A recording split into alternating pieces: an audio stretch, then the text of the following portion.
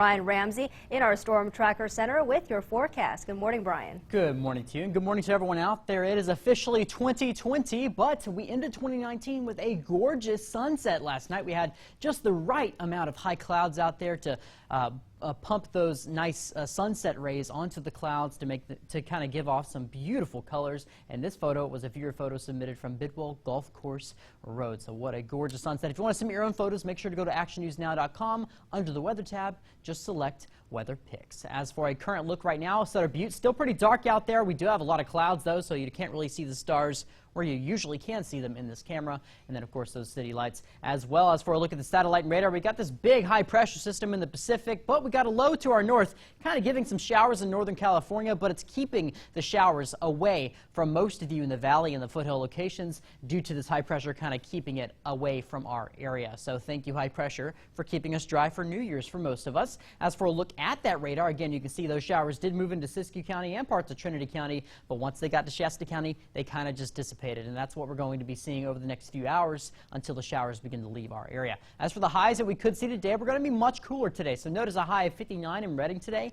They hit 69 yesterday, which is 10 degrees above average. Today, 59, that's 10 degrees cooler expected today. We're also expected to hit mainly the upper 50s for much of the valley today, and then the 40s for most of you in the Sierra, although a few of you could be reaching the 50s, so it will still be a little warm in the Sierra, and then also hitting the 40s and 50s if you are in Siskiyou or in Trinity County today. Overnight low temperatures will be dropping in the 30s and the 40s for tomorrow night. That's going to be mainly cooler in the North Valley, but even Chico could get in on some of those 30s. But again, it'll be right around that 40-degree mark is where we're expecting to drop. And then, of course, dropping below freezing in the Sierra tomorrow night, with many of you dropping into the mid-20s. As for a look at that futurecast, when could we see the rain? Well, we are seeing some rain right now, but not in the valley and not in the foothill locations, mainly in areas along the Oregon border. And we're going to continue to see that through the morning, but once we get to about 10 o'clock to noon, that's when the rain begins to dissipate, and all the clouds we're seeing this morning, those clouds will also begin to leave us once we get into the afternoon,